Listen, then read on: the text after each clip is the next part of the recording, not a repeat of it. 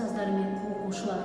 Бүгін бізде қазақ тілі мен әдебиеті пән бірлестігінің ұлы Абай мұрасы мәңгілік қазына атты апталықтың ашылуы. Апталығымыздың мақсаты қазақ халқының ұлы дана ақыны, ғұлама, ойшыл, сазгер Абай Құнанбайұлының шығармаларын насихаттау, мол мұрасына деген рухани сүйіспеншілікке тәрбиелеу. Апталығымыздың алғашқы шарасы ретінде қыркүйек айының 21 жұлдызы күні 5 және 9 сынып аралығындағы оқушылар арасында Абай жаққан бір сәуле сөнбеу үшін атты мәнерлеп оқу сайысы өткізілді.